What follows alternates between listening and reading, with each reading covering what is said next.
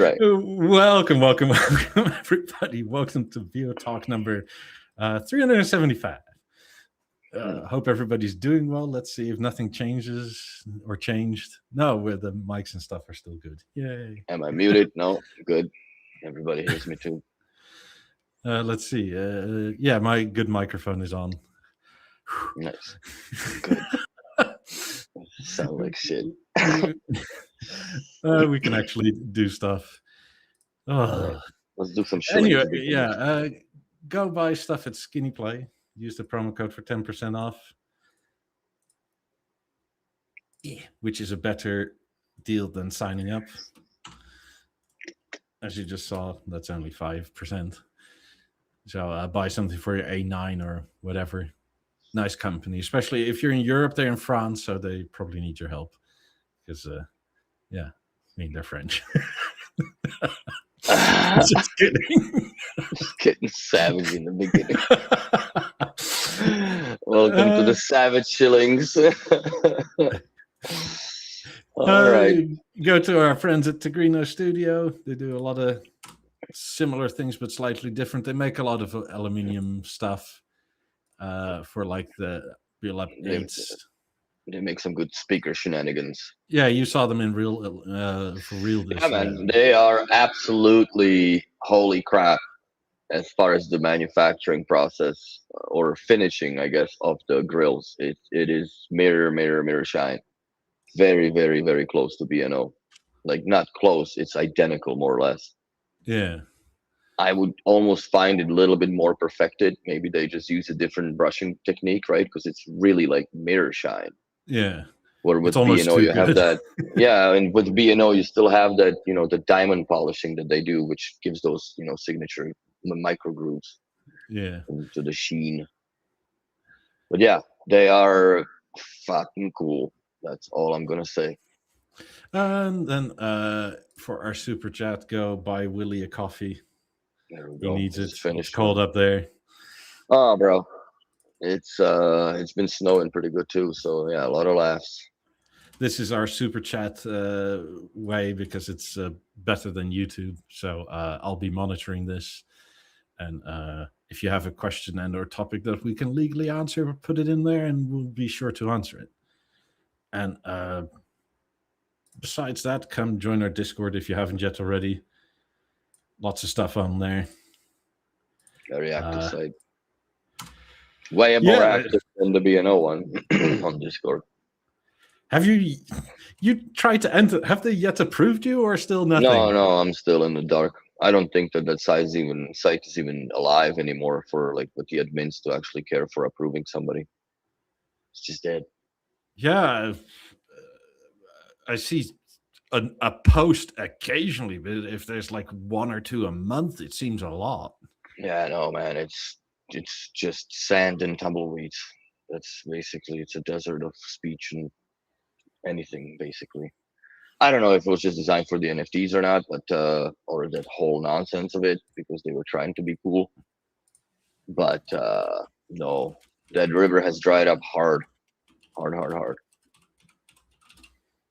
But I won't shed a tear or a tear.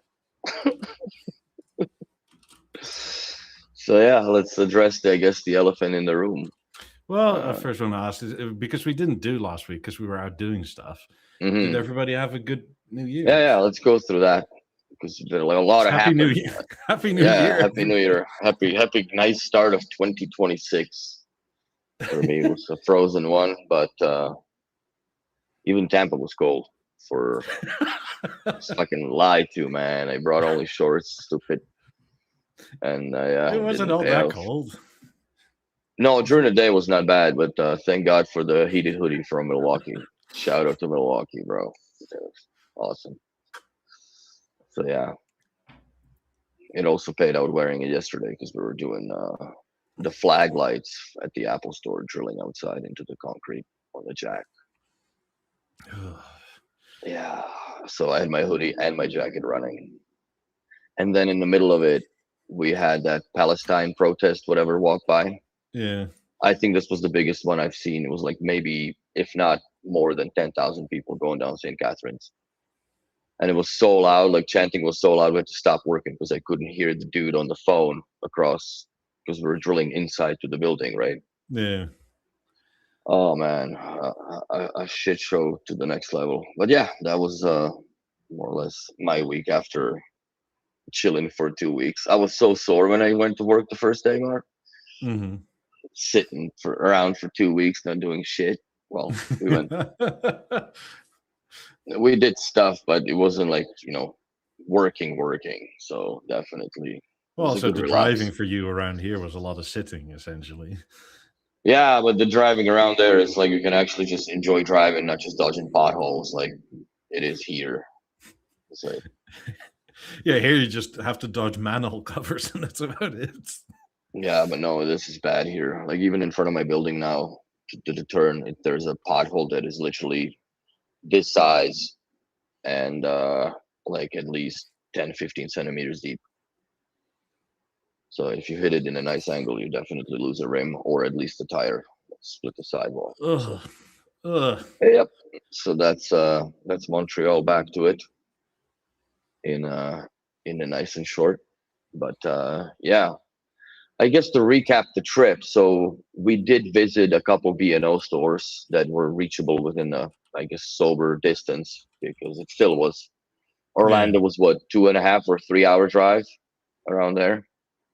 Yeah, about 2 and a bit. Yeah. Yeah, so 2 and a bit to Orlando, and it was a very, very nice shop, very different in a way that they have an actual bar there. So I guess when you buy the 90s or 50s, then it doesn't hit as hard when you have a couple bourbons in you already when you swipe the card. So yeah, definitely very well, I guess, managed and organized in a way. Like it looked very busy, but it was busy with artwork because they also change their artwork every 3 months, if I'm correct.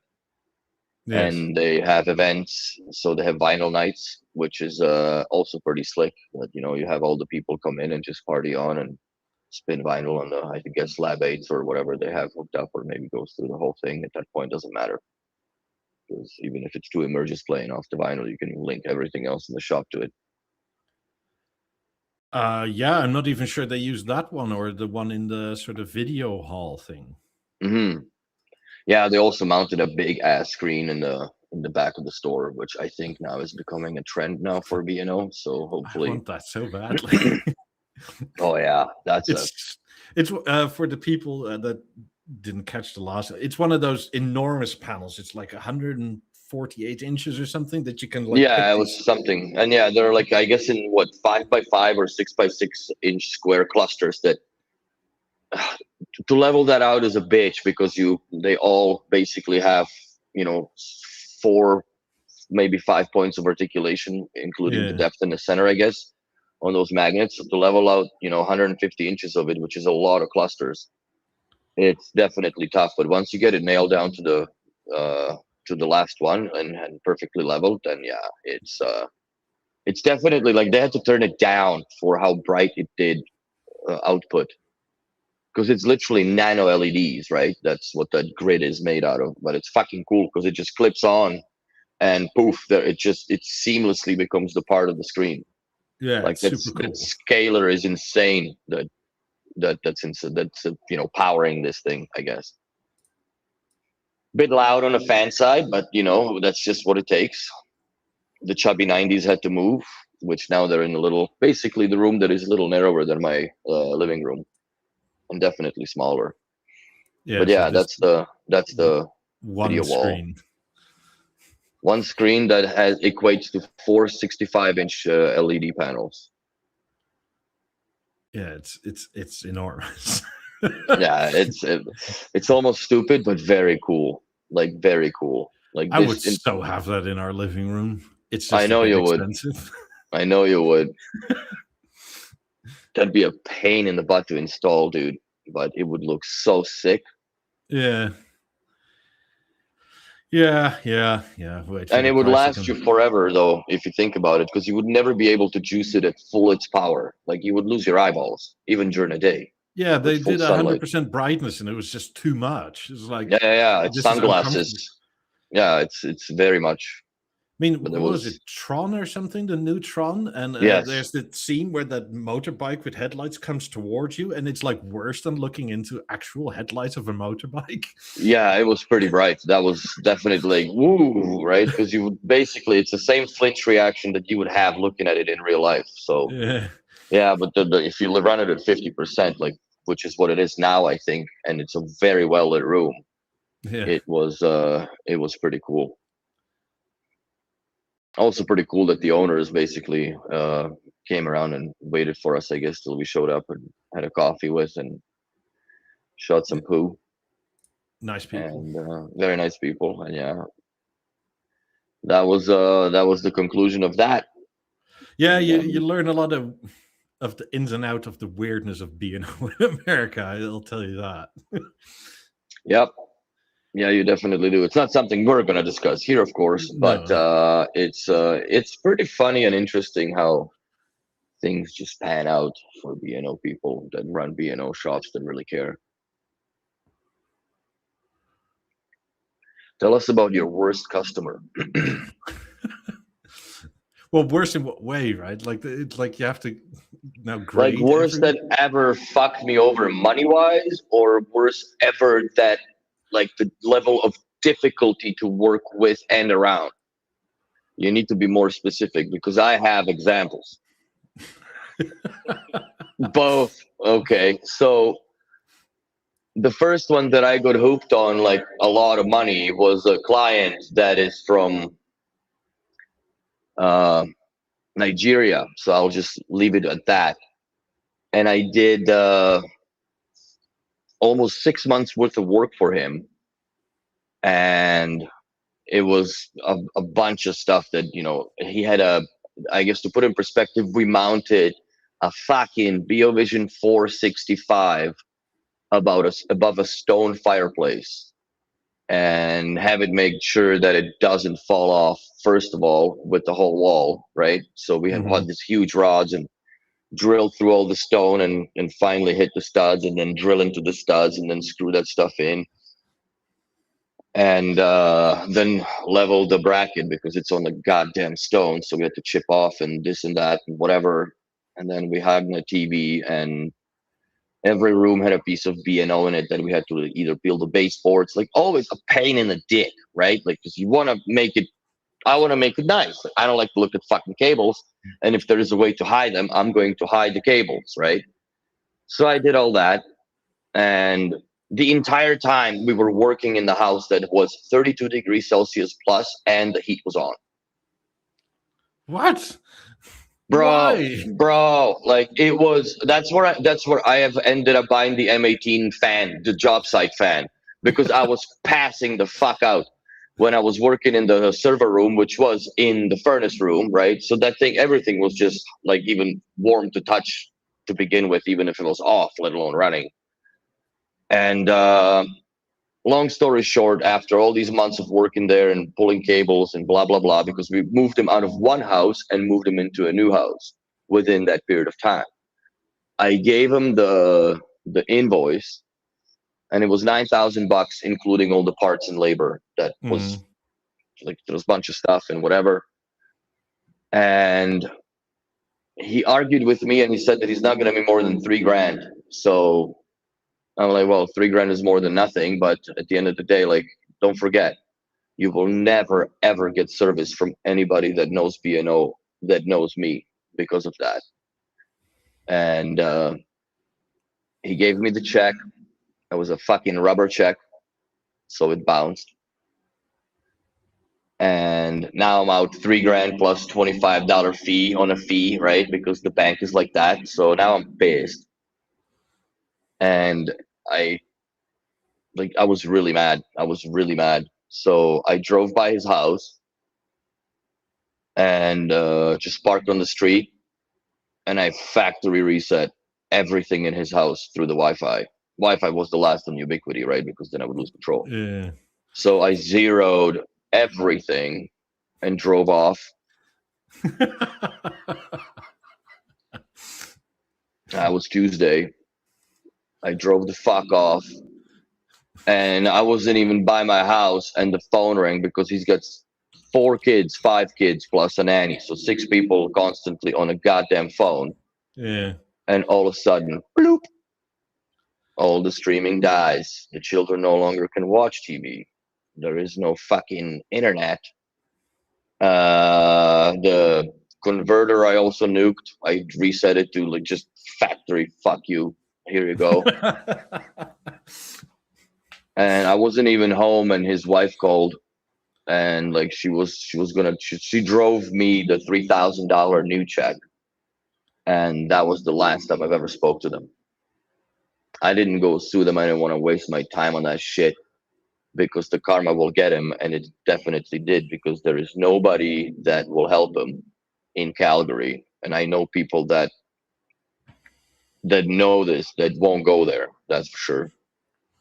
And I know people in Vancouver that won't go there, that's for sure, to fix this stuff. And all the newer technicians have no fucking clue how the master link runs through the house, yet alone, even be able to identify the cable at that point in the wall. Yeah. So that was my worst customer as far as fuck you money. And the other one, it's a gentleman that lives in Edmonton. That's all I'm going to say. Fucking boo to begin with. Edmonton. So he travels a lot. And he brings these little goofy ass trinkets made out of porcelain and whatever the fragilest shit that you can find, that is like you breathe on it and it's falling apart. And he had basically ran out of the room in his apartment to put this shit on shelves. So he started stacking it in front of the lap 5s, and the 5s had angels, whatever was on the lenses too, right? Everything had something on it. Bro. And like you go in there to like at least to power cycle something, it's 25 minutes of just, you know what I mean? Like and he would run gallons and gallons of regular tap water through the humidifiers, to the point where the calcified fumes that, not let alone you can breathe, but they sit on shit. They really like to sit on the 9000, and especially coat the CDs. Yeah. Coat the CDs, coat the lens, coat the glass. One way to get white discs in there. Jesus Christ, those are devil's discs, man. So, and to get to the 9000 was an utter disaster. With the trinkets and all that. But he was one of those that never bet an eye, always paid. I never had an issue with him. I never fucking broke anything. And he was also the one that I drove on December 24th, 2015, I believe it was. It was 11 years ago now, that I drove all the way to Edmonton through a fucking storm that I caught on the way there. Mm-hmm. To his house, or apartment rather, to change the batteries on the BO4 remote control, because he didn't know how, and his family's coming over and he can't turn on the shit, and he doesn't care. Like, I'll give you $1,000 if you drive over right now. So I fucking started the car and put the jacket on, started the car and drove with fucking 3 AAA batteries in the pocket. And I get there, and I even asked him, like, because I changed the batteries and it's not working. Bro, put the battery backwards, one of them. Okay. And I even asked him, like, over the phone. He's like, no, they're correct way up. All of them correct way up. I'm like, okay. So I drive all the way to fucking Edmonton, take the freaking peel off the back cover of the remote. One battery's upside down. Click, clack, here's your remote, sir. Gave me the check. Back on the road for 3. Have a good evening, Merry Christmas. I'll fucking be back on the road for another 3 hours to get home. More like 3.5, because it was obviously December 24th. Not a good I heard time a similar story from, I think it was my Dutch dealer, who went out on a service call, something similar, but the distances are way less, right? Mm-hmm. And somebody's overture wasn't working anymore. And he's like, have you plugged it in? And it's like, yeah, and it's all plugged in. So he comes there because sometimes these things die now, right? Yeah. Turns out they had indeed plugged it in, but it was on an extension cord, and the cable was quite long, and they had not realized they had looped it back and plugged it into the same extension brick. There is no power in that. I wish there was the infinite extension cord.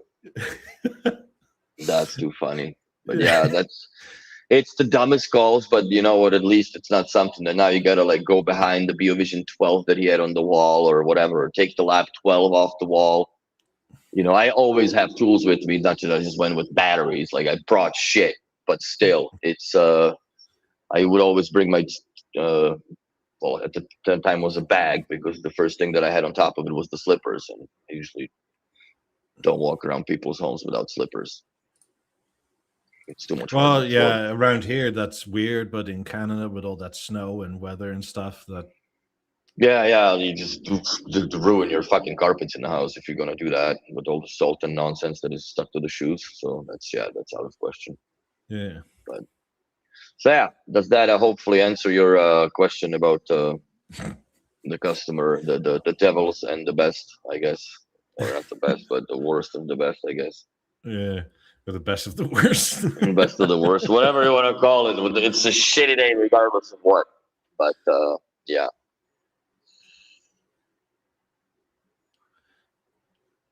Well, yeah, that too. If you walk around, I don't walk around anywhere really, to be honest. Downtown Montreal, there's a lot of bird poo on the road or on the sidewalk. So yeah. Florida's clean, so that's not really. Yeah, as you noticed, Montreal. it's everything's not clean. Montreal, dude. It's Montreal. Some places does smell like a little bit of New York in it, but anyways, the premiere, we finally get to hear it at the Miami store. It's utter cheating with AIDS attached. Holy hell! Absolutely, man. I'm like, there's no way, bro. But I don't think that they had it properly tuned. They should have juiced the bass a little bit more on it. And also, I think that, you know, my personal experience, I never demo shit at 75% volume. Like, you bring it up or give the client a rundown through the microphone, through the remote control, and give them the volume up, play, pause, whatever. But lower volume. When they turned it on with AIDS, like, holy hell, that like the two together play. It's very more good. It's more than 1 + 1 makes 2. I feel. Yes.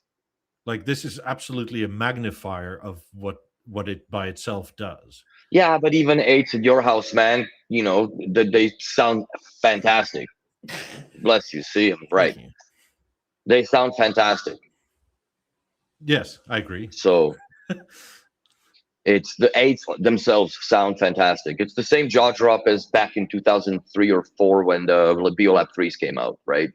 What the fuck is coming out of these cubes? And now they can just do it way more controlled and digitally through one speaker instead of having those two sloppy passive woofers. Yeah. Or radiators, I guess, to be correct. I mean, I'm quite impressed by it itself. Yes. Also, the installation is very charming to an eye. Obviously, it's way easier than let's say the stage. But stage was also not that bad. Theater is kind of not that bad. You know, 7.2 for God's sakes, and then you know you get into other like BeoVision 7 on the wall. Jesus Lord. As a DIY proposal, I think this is easier to hang level than a stage. A stage is not hard. It's just those two round walls. You can still shimmy them around. But you need quite a long like level, and then hope that you don't like do a bunch of stuff, right? The biggest problem with the stage installation is, in my opinion, for North American wall structures. It's not 16 on 17. No, that if you do toggle bolts, right? Yeah. Like use the snap toggles, whatever, right? You need a 1/2-inch drill hole in order to puncture through, right? Yeah. That stupid ring is not larger than that. So sometimes I find that it sinks. So you have to put a little thin washer in it. So it's just enough to grab around the actual drywall when you're mounting it on. But yeah, that's the only drawback with the stage. But I definitely always put it on wall anchors, like when you're doing it in the drywall, unless you have plywood or stud. If you have plywood, then it feels bad because you do have to drill a hole in the center to pass all the wire if you want to do it nice. I wouldn't go that far as premieres with 8 against the theater. I think theater still is far superior acoustically. You know, you have much bigger woofers to begin with, and there's much more driver, and I think there's a little bit more. Not even a little bit more. There's more control and sound because of the amount of drivers that you have pointing certain direction. Where here it's tweeter pointing upwards, and then you have 2 full range drivers pointing to the sides in the center, and then woofers, and then full range drivers at straddling each side of the premiere. Personally, I think at normal listening volumes, it's not going to matter all that much. But no, it's when you start like blasting it, right, or like wanting those movie effects, theater will outshine it. But oh yeah, it's one of these things, right, where like if you cannot A/B compare them, it's going to be very hard to notice. Like, I don't know, let's say like you and I, you have a G2 and I have a C3 or something like that. Unless you have them side by side, you're not going to really notice the differences until you start getting to the edge of their capabilities. Yeah, but for the amount of time that I consume the TV, and it's never during the daytime, you know, like the only daytime that I experience literally is during the summer when the sun goes down late. Yeah. So I'm home late, or I make it home enough. I do think the theater will do better overhead sort of projection. I think also theater has a little bit more processing power, in my opinion, just because there is way more that you can attach to it. So I think there's proficient-wise has to be way more than what the Premiere would, even though it is a Mozart chip, which kind of, you know, I contradict myself saying that, because apparently the Mozart chip does all of the handling of everything. So including Wi-Fi, network communication, the DPL, the whole lot. The DPL, the whole 9 yards. The true image, everything goes through the Mozart's chip. Yeah. So then that also raises the question, why isn't that capability introduced into the BeoConnect core? Is it because of the heat output at that point that they're worrying that it's going to cook?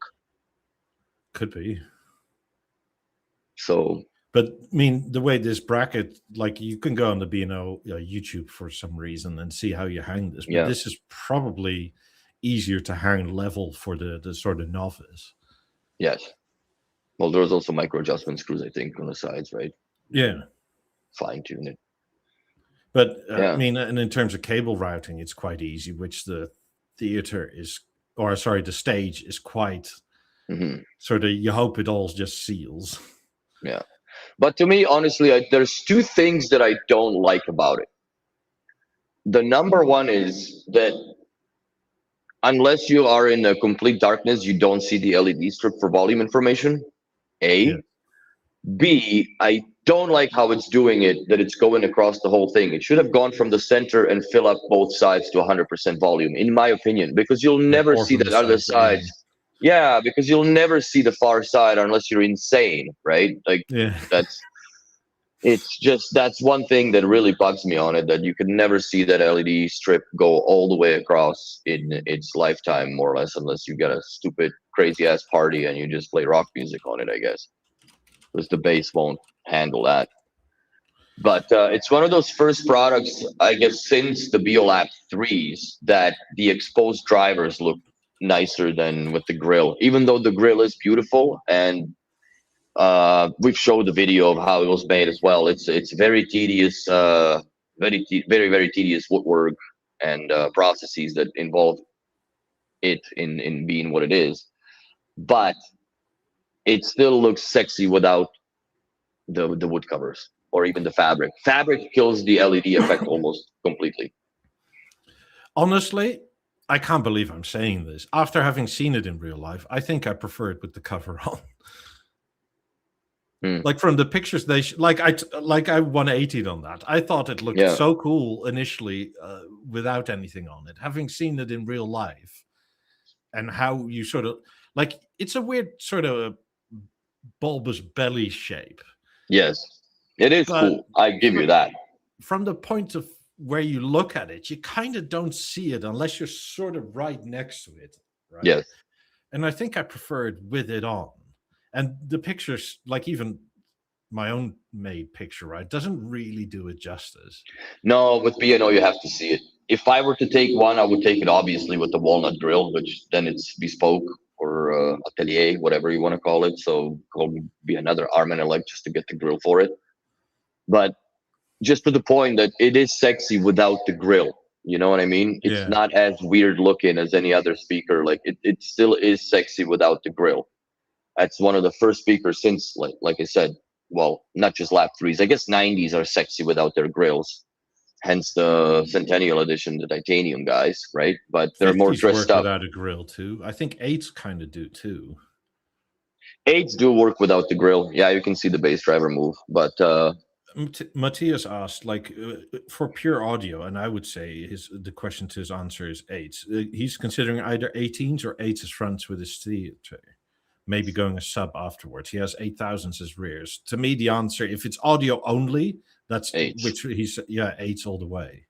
Go 8s all the way, honestly. And if you have them with the theater paired, then use the theater woofers as the subwoofer center. That's all you need, and you have a 19 for your basically music listening experience because it'll sound great with the 8s on the sides. I mean, if you're unsure about getting a sub, right, then for sure the 8s. If you are getting a Beolab 2 or 19, then it's kind of up in the air. Because if I were to get a 19 or another pair of 8s, I would probably go with another pair of 8s to sport that money a little more and or stretch that money further and just go with the 8s as rears and have a full surround system. Yeah, that's completely. I don't know, unless you have completely sounds the same everywhere. Yeah, and I don't know if you have anything in the rear you're considering, but he has 8000s rear. 8000s in the rear, then yeah, leave them where they are. I mean, if you really wanted to, you can exchange your 8000s for a 2 and then get 4 8s. If you get the 19, put it with line of the 8000s. Don't leave it in the front, my suggestion, because there's enough bass in the theater already. If you put the subwoofer on the other side of the room, that it'll equalize the pressure better, and it just sounds better. Yes. So do that. I mean, I'm still somewhat amazed that, like, the 8 sounds so like a theater, you didn't realize the theater wasn't the one that was playing. Mm-hmm. Yeah, we're sitting into this, I'm like, what the fuck, man? Like, because I looked at the theater, I'm like, there's no way it's just that. And no, it was 8s playing instead of the theater. But it wasn't like, it was moderate volume. Yeah. And at moderate volume, honestly, it's almost insane to say that, but when you have the 50s going at like silly, quiet volume, or 8s, you can't really tell. Like when we're sitting outside, it was really hard to tell which ones were almost playing. Yeah. But obviously with volume it changes completely. But like on the passive, just like, what is playing actually? So yeah, it was fun times. The movie was also fun when we watched the Wolfhound, or which was it? Greyhound. Greyhound, yeah. Yeah, that was pretty cool. Yeah, I mean, it's here it's better than the cinema for sure. Oh, by a long shot, man. Even with the comfort and ABs, the fact that like the picture quality is much better and the sound quality is much better. It's just where it's at. So yeah, Miami Store, they had the premiere to show. Disappointingly enough, in Orlando, they have not yet received it because of the warehouse issues of some sorts. Somebody commented that you put this back not correctly. Like it's not equidistant on both sides. Yeah, no, that was after we fucked with it too, I think. I just they're like, peel it off. I'm like, I don't want to. I want to see how it's done first before I start yanking shit off of it. Because it's different when you know how you put it on, how much of a click it makes, right? Then I was like, ooh, this is gonna hurt to fuck take off. But no, it's actually pretty funny how easy it is to deal with. But yeah, I wish that they had some sort of an alignment groove that does it automatically. Because if you don't pay attention to it, then it just kind of runs to the side. And but it is what it is. I wonder if at some point you can get it so loud that it starts moving a bit left to right on its own. If anything, one of those glue clips lets go, and it's gonna start rattling at the woofer stage Yeah. where it clips on. Especially the demo unit, because people want to see it, right? So you take it on, put it on, you take it off, put it on all the time.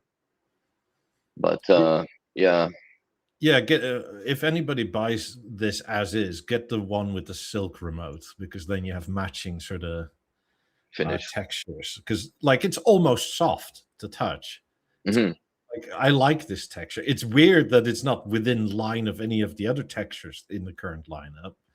So it's a bit of a strange decision in that sense. But Yeah, I guess you can order Atelier Pair Blasted 8s. I don't know yeah, what would be cheaper, do the 8s like that or have this polished. But then polished doesn't make much sense. Well, all of my stuff is basically polished aluminum, but 8s are not, right? yeah, but you need to anodize it after polishing. No, I understand, but still, like uh you have to order bespoke polished what's it called? Yeah. Lab 8s, which will also be probably. Yeah, the DJ Neo says maybe future products get the same finish. I would kind of hope so, that there's more stuff in line coming with this. Hmm. No, but for a single ass room, I think this is perfect. I think with the anthracite, you can completely get away with murder and have anthracite lab 8s, and they would just be perfect. With Which I silver, have. yes, with silver, it's kind of, it goes little ha. But I would love to see it in other colors presented, because that's gonna be interesting.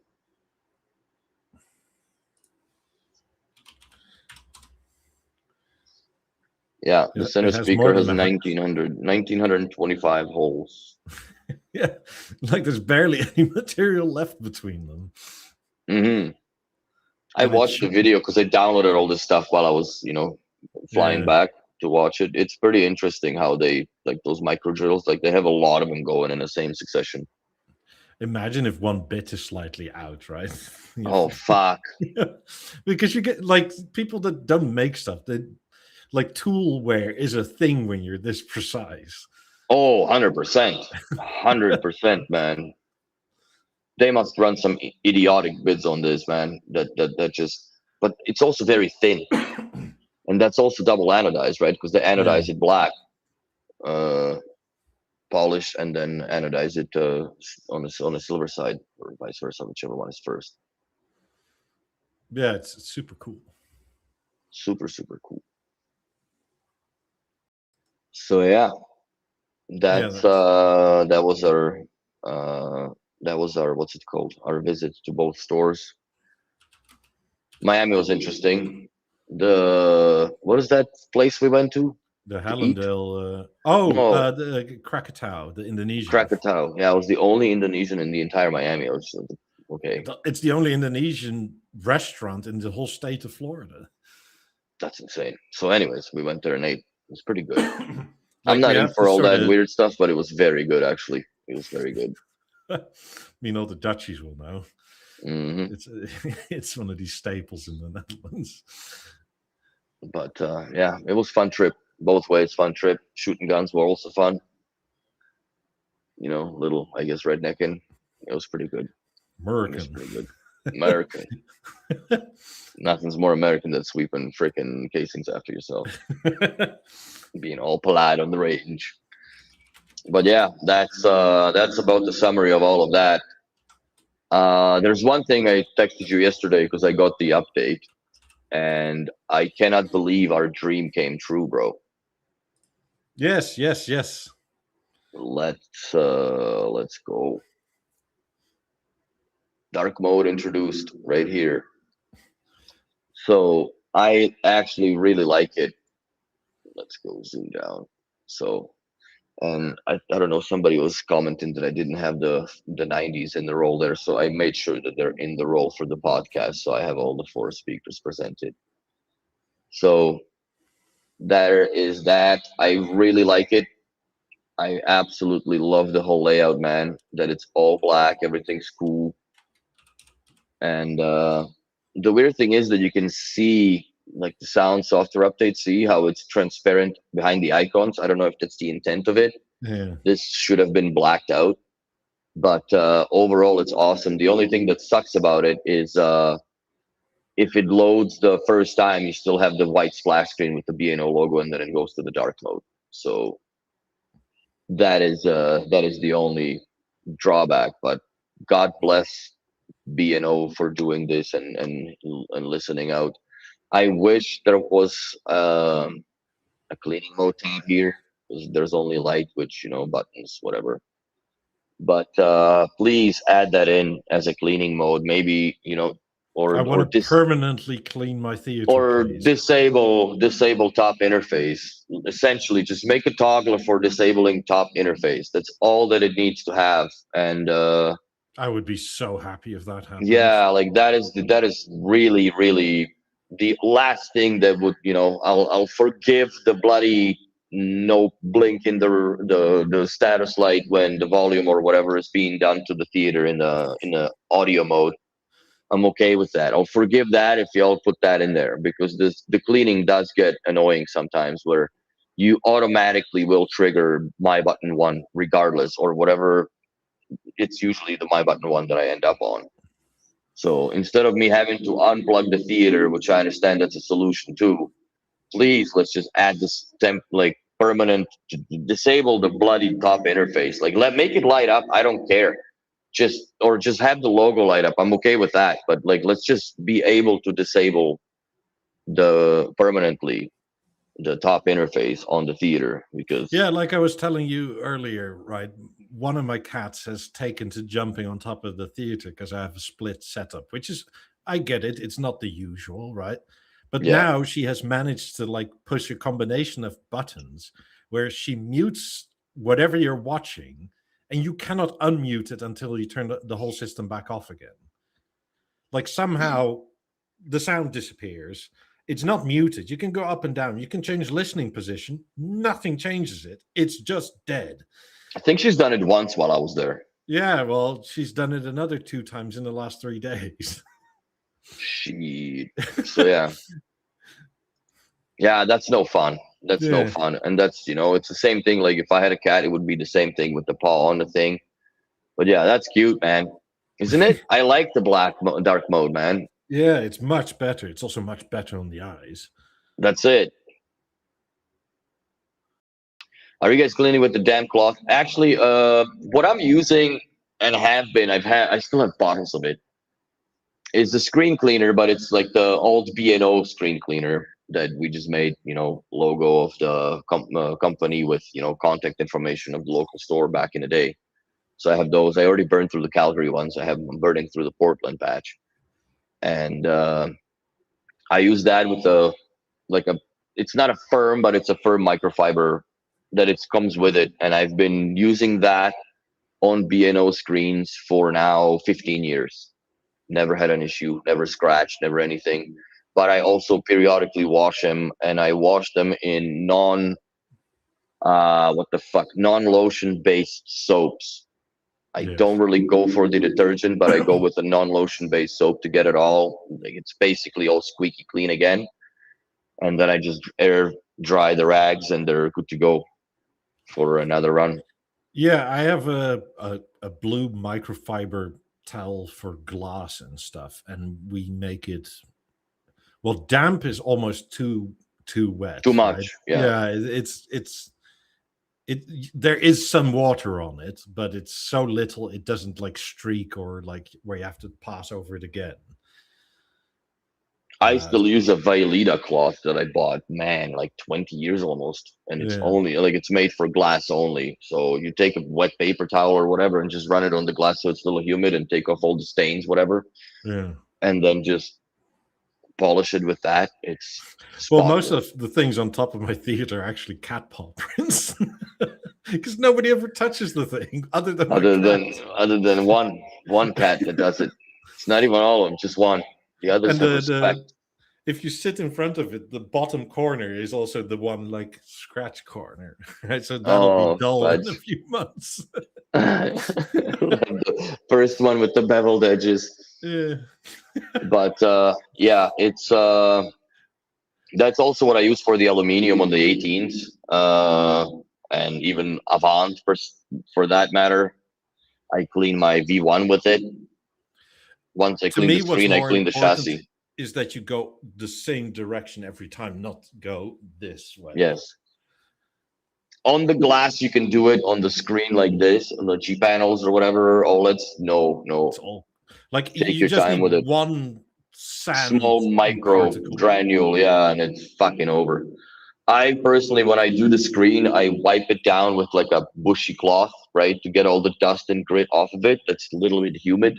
Again, coefficient of humid, I guess, like damp. Yeah, I don't know what measurement to give it, but it's not like fucking water dripping off it. yeah. And I just run the screen on it, and then I put the invisible glass spray, and I polish that off, and it works. It works real good. So Yeah, I mean, for the LG screen, right? It's for me, it's always up from top to bottom if I clean it. Because if you mhm, go side to side, like sitting it, lines this way are you can much see more the annoying lines. than the lines Yes. this way if you ever scratch anything. Yeah, I go super easy on that. Yeah. I mean, with hanging them and doing wires, I've occasionally found that I put my head against the screen, right, and then right in the middle of where you watch, you have nice, like a nice Forehead print. forehead print. Is like Done that. no, I have done that. I think the worst feels bad was back in the day of BeoVision 10s or whatever when you polished it all off and for some reason the TV had to fucking come back down. yeah, Uh, for the yeah. Or painters or you found out whatever. it wasn't Fucking actually on hell. the outside; it was on the inside. So yeah, I know it sucks. It sucks. But so is life, I guess, or such is life. It was fun times. It still is. Installing Yeah, just got easier, much easier now. and something else that happened is Yeah, I won't shed a tear, man. I called it a long time ago, and I'm so happy. This is a year and something. I knew he's just gonna drag the B&O over the 100th anniversary and either quit or I thought he was gonna quit or resign, but he got the expedited package. So I hope that B&O is finally going to start investing into their R&D more than the formula and all that nonsense that they spend money on. That really makes. I don't think they have a place to play in such a rich ass business like formula could we make as a something like sponsor. Christian Klitt or something, CEO or something like that? Like, please, could we? I mean, I'm not. Yes, it's kind of a meme to be specifically him, right? But Hmm. could we just get somebody from within the company that's been there a long time, right? Like, not And somebody that has understands it the all, credentials, like, has a shiny resume, but nothing really polished. So that's what I worry about. That they put somebody in there that just has a vision, but they really maybe never have even grown up around it. yeah. I mean, I also think like for the company issues, right? Getting somebody from within the company that's not just been management the whole time. They don't really know what's going on the work floor. Because from my perception, speaking to people, the difference between management and the people that actually do the work, right? There's quite a somewhat of a disconnect between them. That's a few buildings over too, more or less. Yeah, and I mean, you can kind of tell, right, with how software and stuff like that is handled. Hmm. It's sort of. I don't think like marketing department necessarily talks to the manufacturing department. I really can't picture the motoring or the mechanics behind how this all works as far as the feedback loops and everything in there because there is seems to be a huge disconnect between most of the departments, right? Yeah, I don't know if they.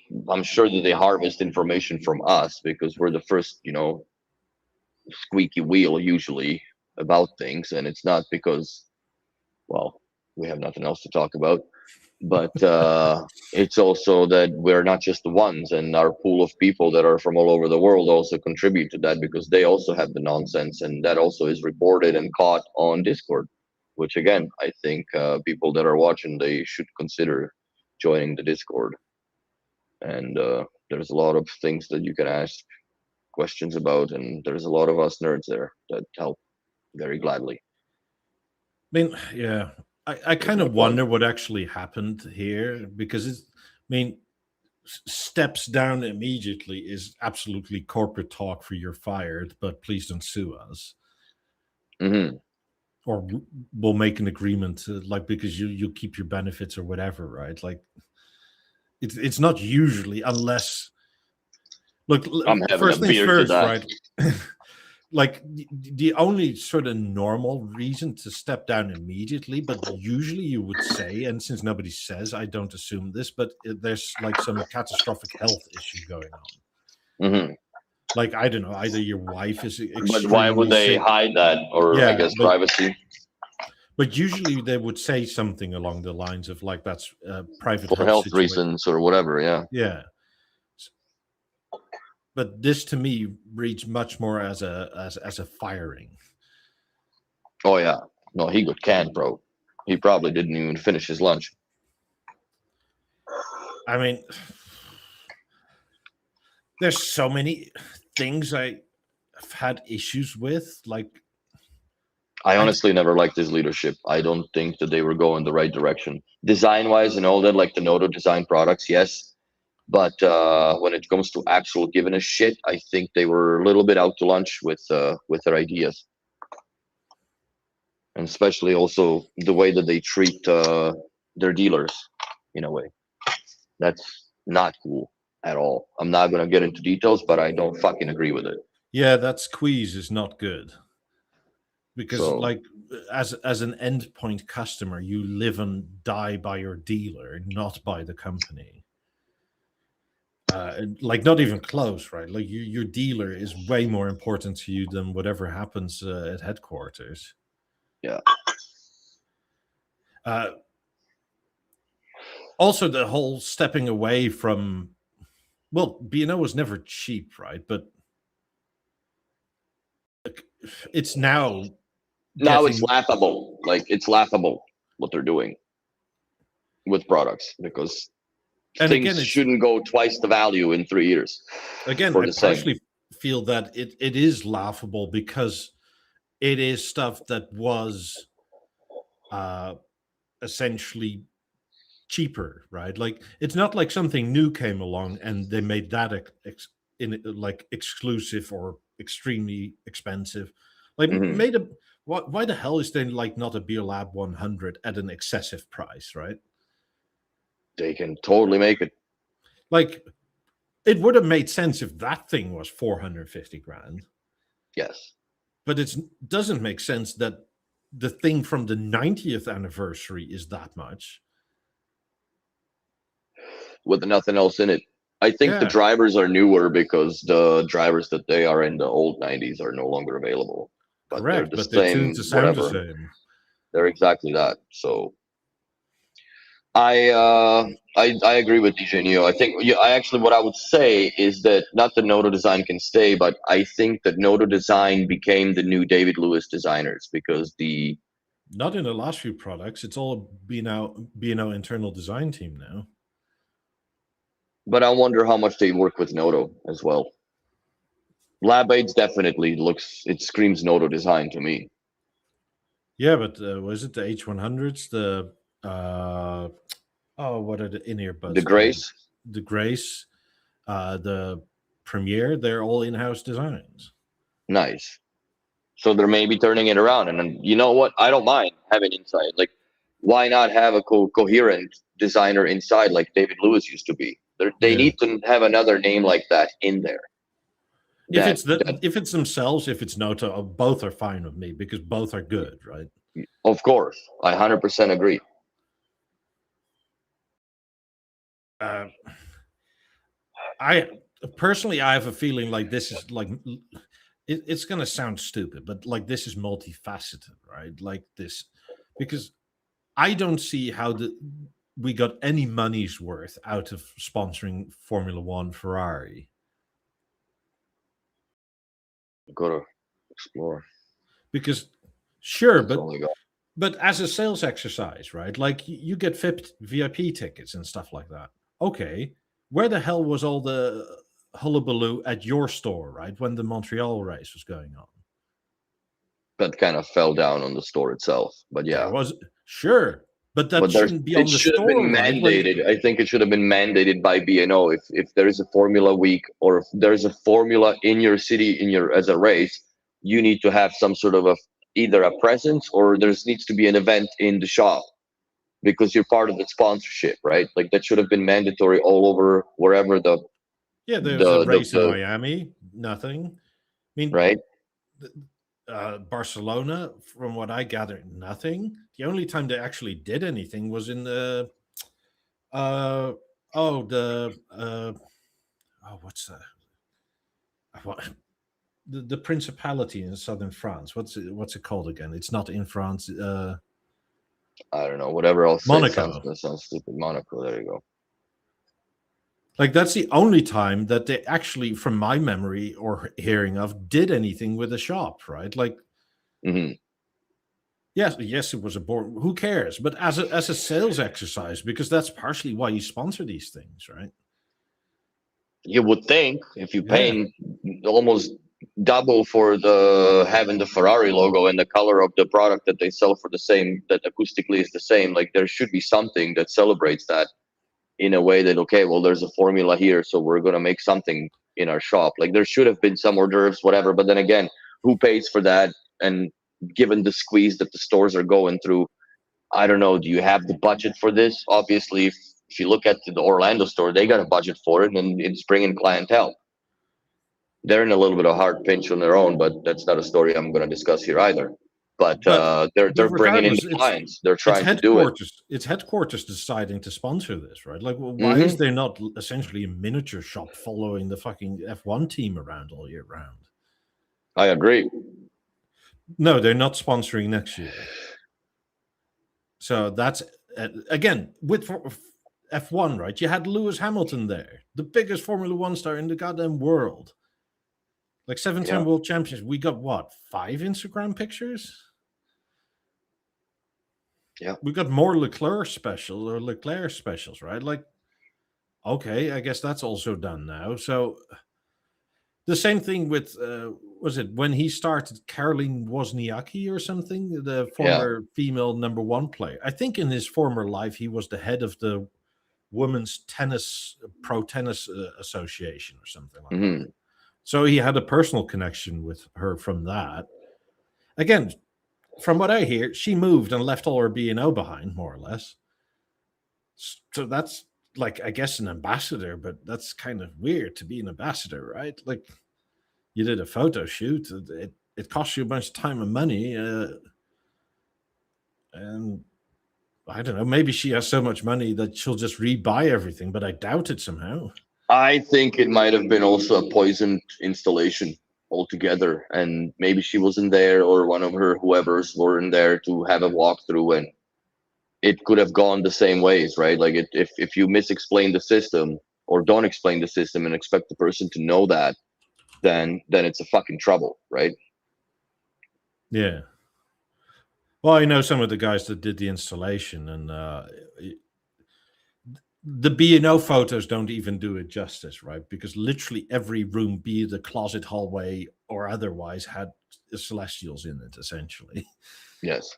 If it didn't have like Beolab speakers, right? Like every hallway has Celestials, every bathroom has it, every closet has it. I think there were, I mean, it was an apartment, but like apartments in European senses, it was a house-size apartment. And like, there were halos everywhere. I think there were like 17 halos in that apartment or something like that. Nice. I mean, it's cool and stuff, right? But okay, if your ambassador just sort of gives up on it, like, what the hell? Because she moved. I don't think they took everything, if anything at all. Which is also weirdly common, right? That you have your house like outfitted. fully integrated, but here somehow you leave that all be because you sell it as is.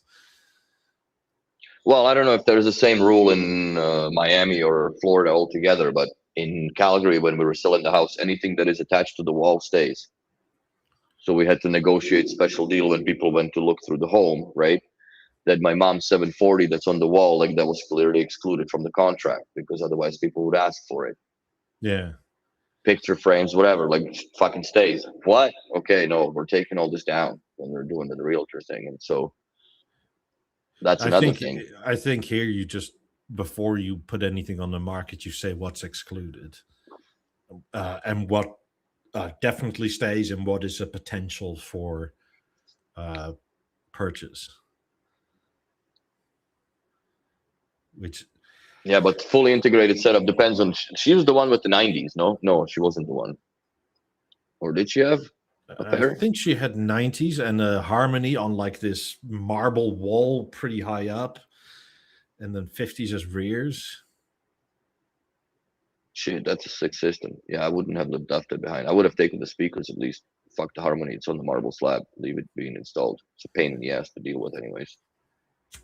That's what I would have done. But yeah, I would have taken those Probably speakers. partially No why way. it left, right? But there was like, I don't know, there was like, well, at the time, 200-300 grand of B&O in there. Currently, Easy. it's probably 600-700 grand of B&O because the prices have shot through the roof. Yeah. I mean, the 90s alone are now 200, right? Back then they were what, like 80? and well, No, it was they came out at 2.5 $80,000 years US. ago. Oh no, 2.5 years ago. But when So they it was first like came out, they 100. were 80K Yeah. US. And I remember Dave complaining, Dave Zapfel, that like we should sell them 90s for 90, right? Like just, Yeah. but no.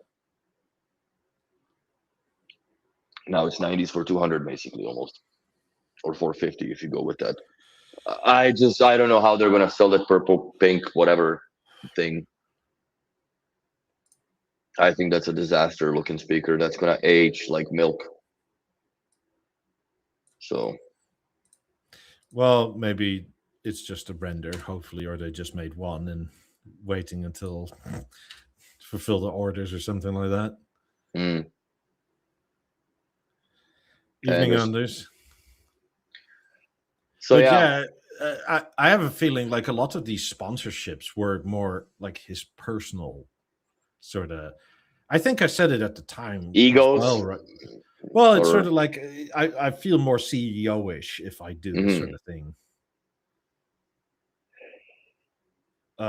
If you saw a house with an install, or is it just a problem of the new integrator? No, you tend to go to the old integrator and have them redo it. That's it. You inherit like with B&O projects. I've inherited every single house in Calgary when I was working there.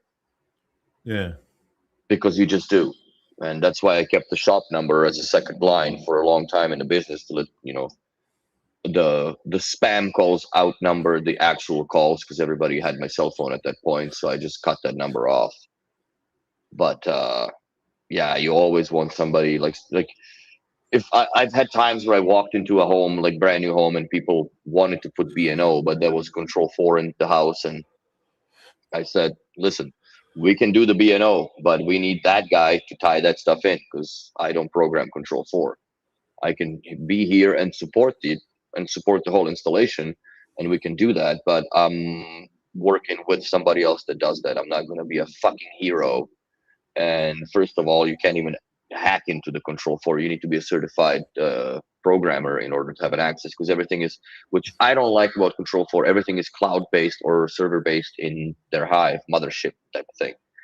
So it's not if the servers go down, then I think your system will go down. But eventually if you need to make an inevitable change in your programming, you're completely hooped because you can't upload it into the main server. So therefore, BLI is the way to go as far as if you're going to go with a brand name integrator other than Home Assistant per se. What a weird diversion plug, but yeah, get yourself a BLI. Don't be a bitch. It's great. Well, apparently, according to B&O itself, Christian Ter said it's been a privilege to lead Bang & Olufsen, a unique brand with a long heritage of sound, quality, and craftsmanship. together with my colleagues in the leadership team and all the dedicated people across the organization, we've strengthened the company's financial position. I don't know exactly how, and laid the foundation for future growth. That's also yet to be proven, really. I'm proud that we have accomplished together during the challenging times, and confident the company is well positioned for success in the coming years. That sounds like a bold claim to me, but I mean, similarly, on Discord, some people asked, are like the sales numbers for Christmas in, Mm-hmm. and are they looking bad or something like that, right? Because I mean, the theater launched before, or not the theater, the premiere launched before, but like North America, you just can't get it until like another week from now. Yeah, it's silly. They always do that. They've never learned the decades that I've been around P&O. They've never learned that you need to flip in The half Graces stock are on when back you. order again, or Oh man, I'm still really thinking about getting them, but now I need to recover from the timing chain because that was plus a battery on the car. Anyways, quick story to people that are car guys here. So here's me with my beloved A3, and I am at 277,000 kilometers when I dropped the car off at the garage to a guy. And it was actually kudos to a friend of mine in Vancouver that totally just gave me shit and scared me to do it, to do a timing chain. And he swapped it, blah, blah, blah. And the recommended Audi service is 150,000 kilometers. So I am way over, like, I'm basically playing Russian roulette with a revolver that has 2 rounds in it. And somehow I had fucking missed the entire time. And I asked the guy when he, like, so how did it, what did it look like inside? And you have 10 notches on the detent, basically, right? For that tensioner that's powered by the oil from the engine. So oil changes are very important to keep your timing chain actually in good condition and shape. If you didn't know that, I didn't. So I was on detent number 9 out of 10. I had one more pop to go, and then I would be buying a new engine. oh yeah, are pretty close too. Yeah. So that was but yeah, now the car runs like a well, should I even call it a Swiss watch since we know now they're all made in China, I guess? Like a Chinese watch. Like a Chinese Swiss watch, So it runs very well. It runs very well. I'm sure this movement in here is now Chinese now that I think of it. It's Oakley, so I'm sure they put it in there. But yeah, so yeah, do not neglect your vehicle health, I guess. Engine health is good for the car. Yeah, similarly, if you have a car that has like one of these long life oils and they say change it every 30,000 kilometers or 20,000 miles, right? Do it sooner. I actually had that in the beginning. I've changed it with my OBD tool to 15, Yeah. and now we've reduced it to every 10K. Fuck it. Oil's way cheaper than the new engine. That's for damn sure. And yeah, I think my next project in the car is going to be addressing the subwoofer in the back because it's starting to rattle a bit. Like, it's 10 years old, so I need to find out what's loose on the trim and just pop it back in properly. Maybe a tab is slightly broken. It could be, like, it's it's been sunbathed for sure for a while as well. Yeah. So I'm gonna try and do that sometime in the next future because it's still cold in the garage too, but I can manage. Yeah, in the next few weeks we have to get Sandeep in to go over these financials and stuff. Yeah. He's a good guy to explain that. So because it's just scrolling a bit more and I sort of get what they're saying. To me, maybe I'm misreading it because I'm maybe a bit too literal, but I don't see why this is like so successful. Like, right? Like,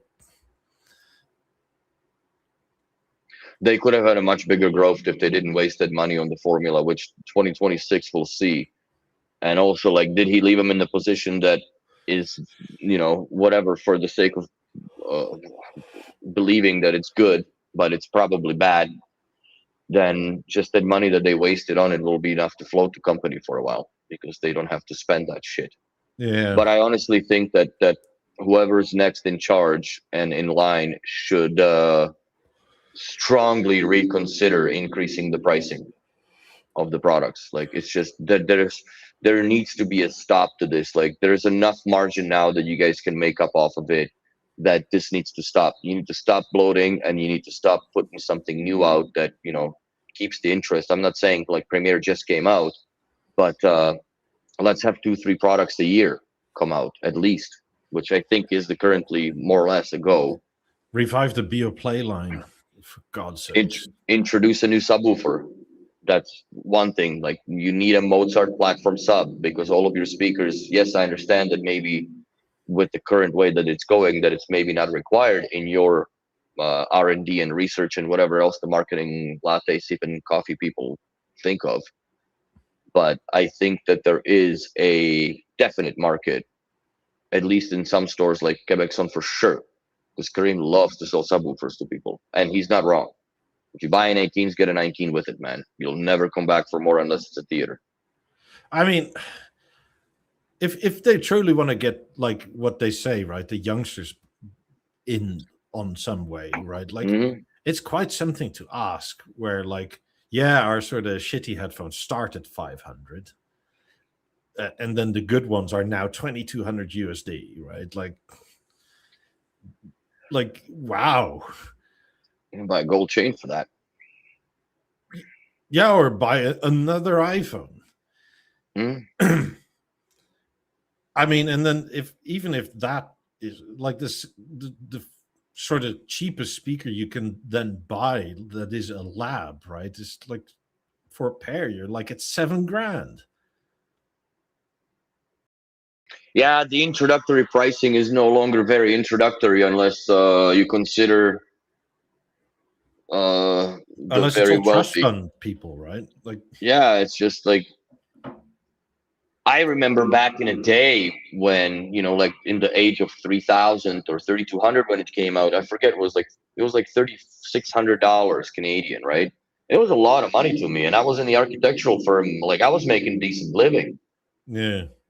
I go fucked up, and I bought the BeoVision 9. So what am I saying? But I saved up for that. I've saved up for that. But that was the biggest ask for sorry before permission thing that I've ever done. So, I mean, similarly, I think with the 100-year anniversary, the products for that are, I like them, right? But for a 100-year anniversary, they're kind of underwhelming. I very much like how the A5 has been redone. The A9 is sort of, I don't know, you could have done that with STB, right? Like, it's A9. Yeah, it's just an A9 still with a different cover. Oh, with the legs. And the legs, they had it in the Miami store.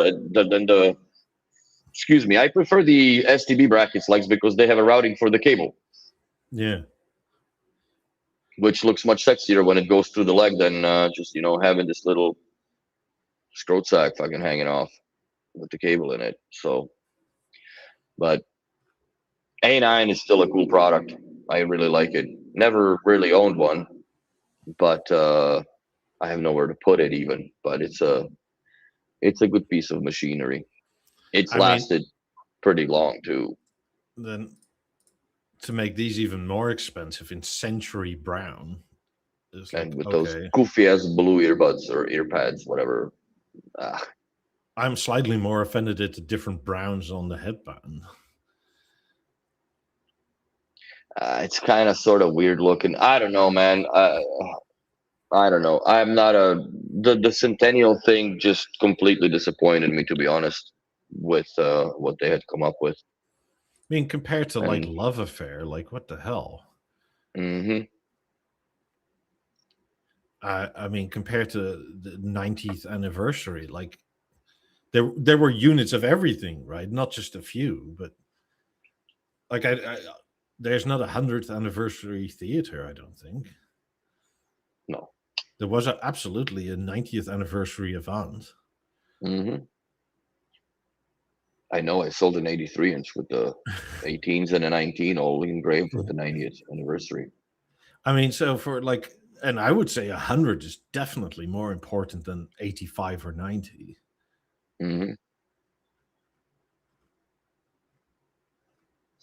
Yep. But they didn't do much on it. It's sort of like it passed them by, like they didn't all that care that much. I think it's the problem with the CEO at the end of the day. Like, I think if he pushed for something that is spectacular of a product, maybe like Beolab 75-ish, but like call them Beolab 100s, that would be between the, let's say, 28s and 50s, because let's just leave the 90s where they are on their crown. Yeah. Because I don't think that they would have had enough time to research, or maybe they would just harvest and borrow the tech from the 90s to make Beolab 100s. That like what do you put fucking 6 more drivers into this, or what do you do to make it better? Do you make the software better, that it tunes higher than 2000 hertz? You know, like there are so many things that you could improve, but then also it limits to design and research, because you can reuse the same shape, because that's already Beolab 90s, right? So yeah, Matthias says, do B&O want to target the younger generation? I'm 22 and I can say that they're not doing that well. no, I agree with you 100%. They do. They absolutely do. But like, again, similarly, I think they have decided we're going to do social media, right? But on a manager level, however old Christian was, I think he's like 50 or 55 or some. But there's this disconnect, right? Where boomer. I'm a boomer too, and I'm still. I'm well, on Instagram. They've decided to do this newfangled thing, right? But they don't actually know what that means, so they're not actually sure what is supposed to happen to do that properly. Mm-hmm. Like, and then they hire somebody, but they can't check it because they kind of don't know what it means. Like, I think their Instagram is severely underused. Their Twitter is, look, if you're a member of the Bang & Olufsen Discord, right, the official one, not ours. Before Elon stopped it, there was a bot that put all the tweets up, and everyone was a complaint. And you always saw the response, and it was always, why don't you email us? We're very sorry to hear. It's like, it's kind of like, oh my God. Like, you've decided to use a marketing channel, but you kind of don't know how this works. At all. Yeah, I agree. They should bring the BeoPlay back. And I think the only thing that won't happen. Podcasts. I, at the time, said, this is a dumb idea. You're going to get all the complaints into the major brand, and you're going to make the cheap bit unaffordable. I 100% agree. I think the only thing that you will not see again from BeoPlay, if it ever spawns back or respawns back, is the TVs. I don't think they're going to venture down that way, because there is no way that they can make them as cheap as they used to be. But a Premiere could have been a BeoPlay. Yeah, there could have been a fabric version of it or something, but I think that's too cheap for B&O. Like, even if, I don't know, there's so many things. Like, well, A9 was a BeoPlay A9 at the end of the day. Now it's a BeoSound that became from the BeoPlay. So some of these things, you know, there should, in my opinion, A5 should have been a BeoPlay product, like up to that level of cap. Like, you know, A9 would be the top line BeoPlay speaker, right? Yes. And then maybe have, you know, the Beo Grace and the H100s as the Bang & Olufsen brand headphones, and then disseminate some of that tech for cheaper to the lower grade, not lower grade, but lower price grade for the BeoPlay stuff, that you know, you could buy headphones that are competitive with, let's say, Apple EarPods, whatever. But I mean, if nothing else, it gives you room in or maneuverability room for like cheaper materials, right? Mm-hmm. Because the V1, like, yes, it was a very good TV, but it wasn't because of it the was materials. Fucking stamped, man. It was stamped steel and powder coated. Like, that's what it was. But they made it look, the design just worked with it perfectly. Yeah. It's a great kitchen. It's a great garage. It's a great office TV. It's a great kids' room TV. It's a great bedroom TV. It fucking looks good everywhere, because there's always something in that room that ties it into the either the the attachment system or the whole language of it, right? Even being, can change the grills, which weirdly enough, like the red irritated me. Like I just keep the silver grill. I actually would consider getting a black one, which was never made on for it, but maybe bastardize something to make a black grill. But yeah, V1 has a special place in my heart now for some reason. I hated that TV when it first came out. I was very against BeoPlay, but I've realized soon enough that there is a need for that. It's just, there's Hugo Boss, and then now there's Hugo, and now there's Boss, right? They've separated into two brands. One is cheaper than the other. The Boss is Boss, and Hugo is the apprentice now. Yeah. So, because you can easily make B&O unobtainium, right? But you need a way in to actually love it. Like, I think they should also produce again some of the lifestyle accessories, make a fucking Bluetooth keychain that now turns on your, put two my buttons on it and a standby per se. Why not have something that could be even integrated into the BLI, have a alarm clock BeoTime 2.0 per se that is now Bluetooth driven and maybe a little bit of a different design, more sexy.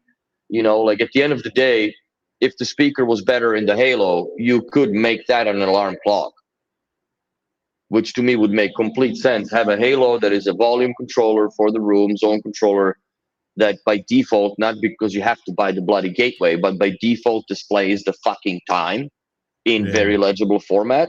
I think there would have been sold way more of it because the use case just went up. Yeah, B&O used to make everything, like you could dish out your whole home in it, right? You had the phones, you had the clocks, you had all that. The phones are kind of by the wayside, obviously, sure, by the but there's other generational things thing. now, right? But yeah, there is a lot of other stuff that B&O can be a part of, the environment, I guess, more in lifestyle. Jacob Jensen made some cool ass smoke detectors type of thing. Waterloo says B&O customer for 33 years with a salary almost average. Bought a lot lately. They seem to want to get rid of customers like me. Yeah, I have the same feeling. I literally feel the same. Like I'm beneath them. I have a shit ton of B&O. Like there's 3 rooms. I don't have B&O in my garage and in my 2 bathrooms. Every other room has something B&O in it. Yeah. And same here. I have B&O everywhere other than the fucking balcony, but I could take my BeoSound 1 there if I wanted to for whatever the reason. Yeah. But yeah, it's I think that they're lacking also on the accessory side. There should be, and even the swagger like they used to have. I guess that I'm not saying bring back bottle openers because they've never gone, but I guess back in the day the CD cases make no sense now. But I still would not mind having, let's say, a cabinet produced by B&O. They do it for the, not for those special edition turntables and stuff, but the cabinets more than anything else. But yeah, it's I just, I think that they need to have a little bit more accessories, like even hats or toques or something, right? That you can buy a swagger from B&O shop, like when, it's not just like that would sell a lot more to tourists because not everybody's gonna fucking go home and fly with the BeoSound 2 in their suitcase or whatever, right? Like you're not bringing an A9 to your Delta flight, so but you're gonna bring a toque. I mean, especially if you sort of localize it, right? Like where you get idiots like us that go like, oh, I want to go to Orlando. I'll buy a B&O Orlando hat or scarf or whatever, right? Fucking then you right, go to Miami and you buy the B&O Miami. B&O Miami shirt or whatever. Like I would, that's just, I don't know. But I guess that's more or less dealer related. But for B&O as the swagger goes, like they've had a whole bunch of cool stuff over the years, like the pens. The pens were a cool idea. Yeah, but you can't fucking get them until you have somebody like you that gets one for me. Merry Christmas, but Thank you. so yeah, did you write anything with it? No, not You yet. gonna sign your wedding vows with this shit? Probably, yes. There you go. Or maybe a new house or something like that. Like, That's this it is just for the good luck. really fucking cool. It is But cool as hell. again, this seems to be like, again, the cool stuff is dealer only, and like, sort of good luck with it, figure it out. Like, we're definitely not giving it to customers. Ugh, customers. So but that is the coolest thing that so far that they've had. That but even offer, let's say, a B&O marketed or B&O label on a screen cleaner with the theater. Use it for your aluminium wings, but you can clean the screen with it. Like, just these little goofy, silly things. Maybe include a pair of B&O branded fucking white gloves with your theater. I think that would be a good touch. I don't know. You're Danish. Call Lego. Like, can we do So something like as two true Danish companies, right? Like, can we, I don't know, sell a Lego set that's like the Bio Home? that'd be cool. I would buy that just for the collection. Holy shit! I know, that would but be it's for sweet. young and old, right? Like, your kids Yeah. are immediately building a B&O house, but like, Lego has gone past the age restriction. Mm-hmm. It's I don't know, and that sort of stuff. I wouldn't mind it being somewhat expensive, right? But that's fine. But there's a lot of trinkets.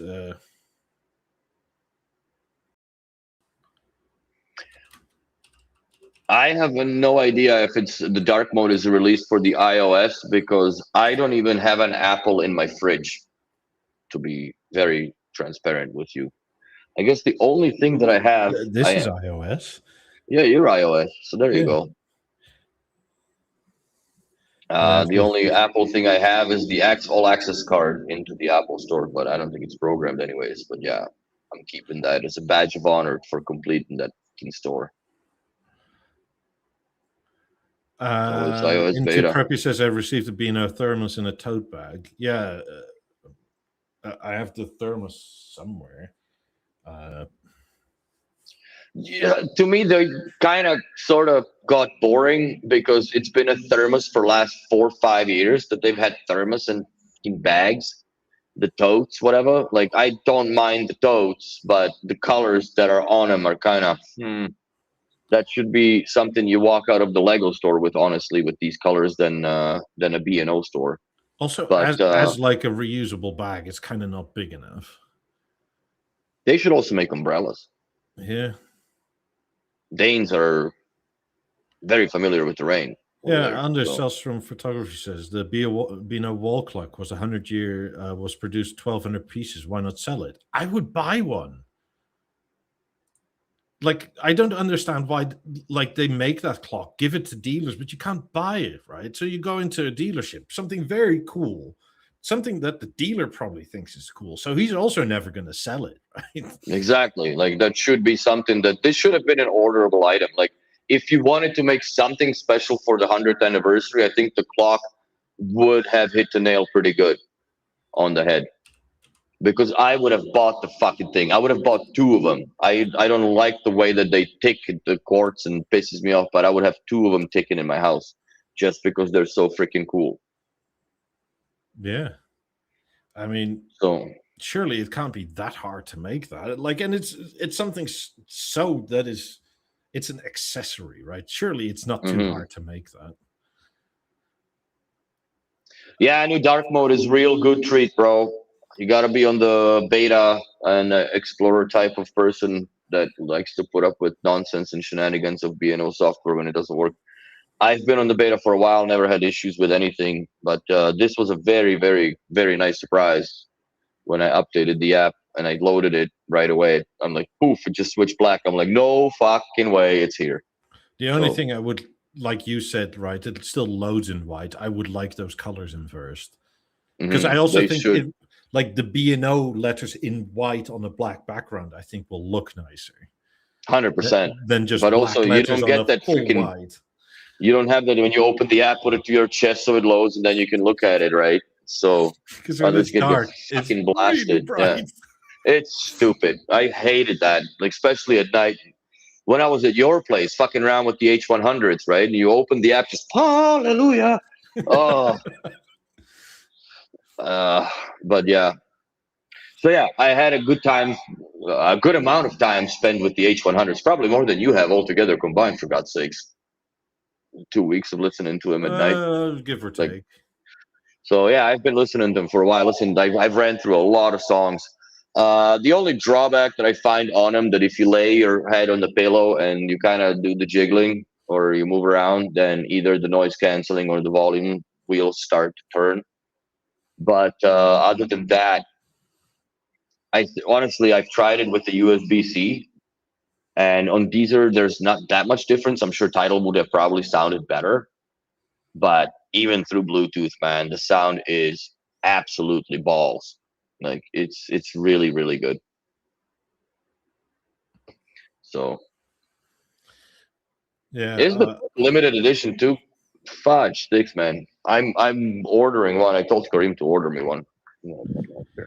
Yeah, it's $200, but as we've heard, right? Fuck I've it. heard from several people now. Mhm. Dealers will order them, whether they ordered them or not. Yeah, it's one of the auto order items, so it's coming to your shop near you, whether you are aware or not aware. I don't even know if you have an option on the ROS to cancel it. I doubt that. I think you do if you call in, because I don't know. I know that there was sometimes a way to do it, because I remember they auto sent the BioVision Avant 85 as well in gold. And Scott at the time when we were in the B&O store, he fucking panicked out like, "Oh my god, no way, we can't fucking bring this in here." But it did sell anyways, but not in our shop as far as the gold one was concerned.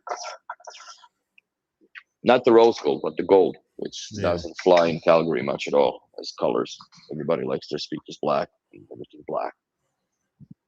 Maybe a little bit of silver. mean, with the amount of snow and whiteness that comes down in winter, right? It kind of makes sense. I mean, funnily to say, right? Like the gold color here and in Orlando works way better than up there. Mm-hmm. Like the gold colors, Beolab 8s in the Orlando store looked fantastic. Really, they did look good. It must have been the light, man. That's just what it is. It looked really good. We got 76 people watching and 4 likes. Pop that little thumb up button for us, please. At least a little bit. Give it at least a 10. Oh, God. Oh, that's holy.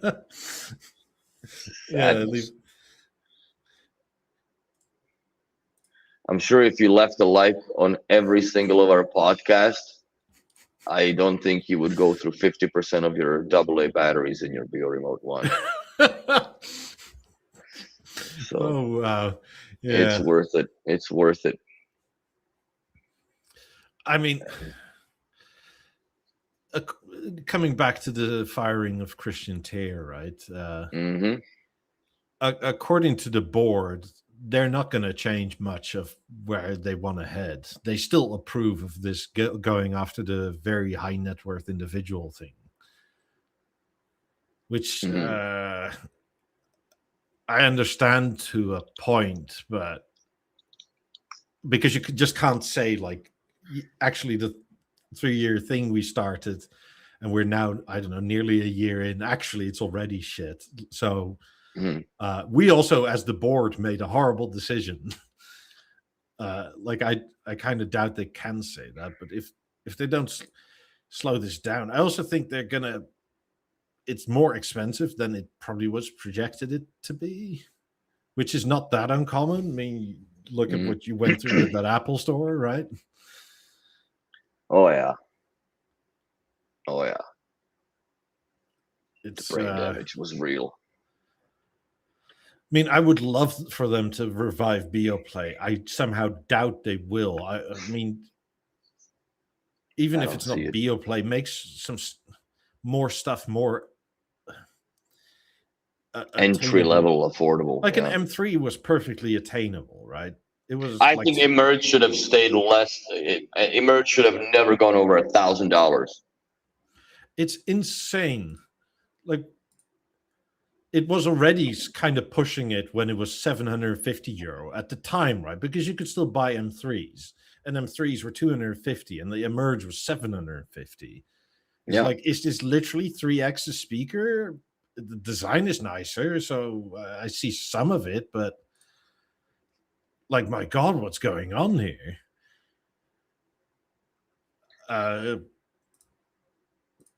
But now as an entry level speaker, $1,500 like, what Well, are we it's doing? $3,000 if you think about it. If you want it in stereo, right? Because you're gonna buy stereo, so it's a $3,000 to start the car and drive it. So Flora says, would you guys buy a Premiere? I would. Yeah. I'm thanks, currently Gear. thinking. Much appreciated, bro. Thank you.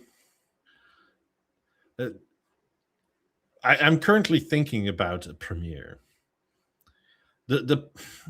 My personal problem is not actually a product problem. It's more of like, do I need it? Do I actually use the bedroom TV set all that often? Am I really willing to spend, was it $7 grand USD on this? For me, I would buy it, but I also am on the same fence with you. Like, I have a 12 tiles worth of BeoSound shape sitting in the storage locker because I have no wall to put it on. Because my bedroom now has an Avant, which I find, not that I find more optically pleasing, but that was also from the back in the time when my girlfriend was living with me or here, that I put a TV on the wall because, chicks like their TVs on the wall in the bedroom, I guess. So I put it up. Now it just sits there, and I kind of like the fact that it's there because I can trigger the gateway with it because it's still infrared with the BeoTime. Hence, Yeah. full circle and fucking accessories that should be around. And quite honestly, we have the accessory that the Halo is perfectly capable of everything that I'm asking for. It's right here. Just put it in the firmware instead of just having somebody buy the BLI and whatever to program the light in it. I mean the clock in it.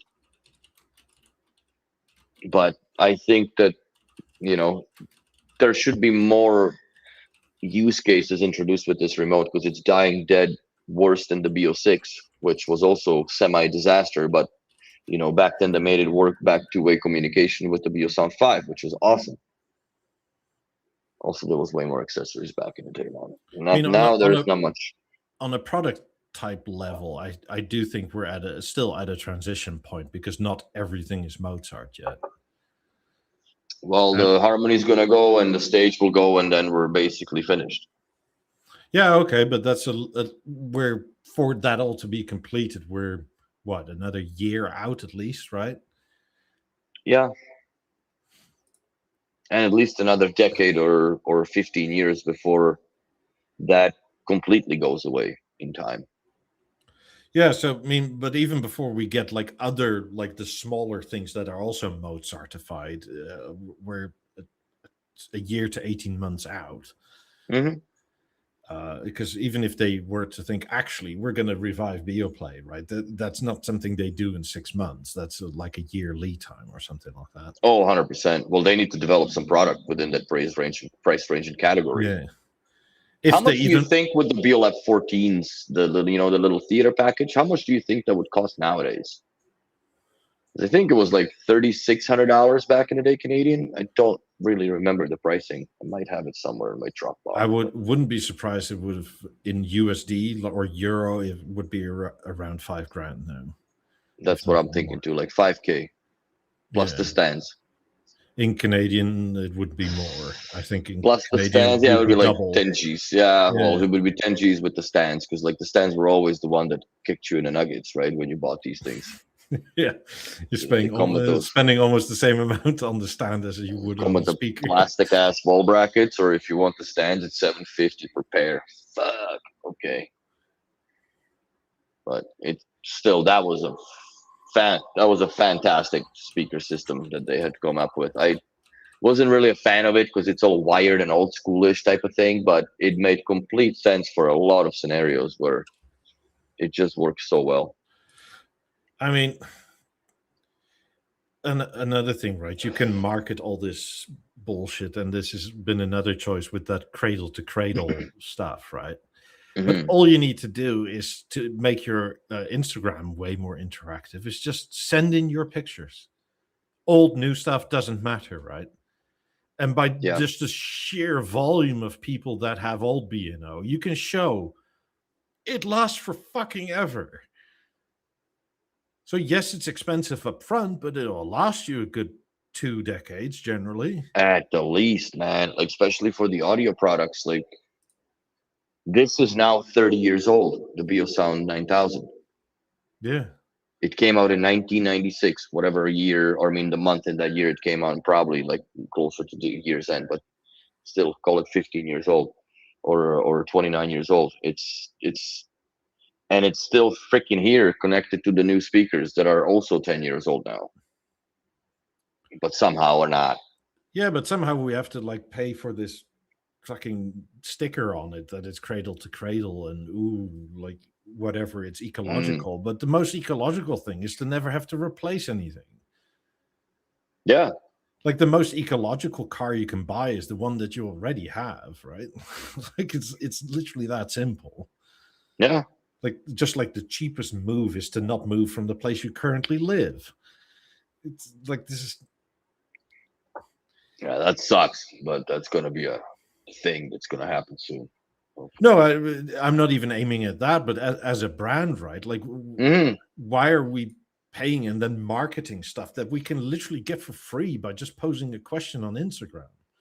And people would love to do it. People Yeah, love to show off their gear, man. And there's and a it's not like ton of it's awesome mansions that have these, or just the wall, the setup, the like.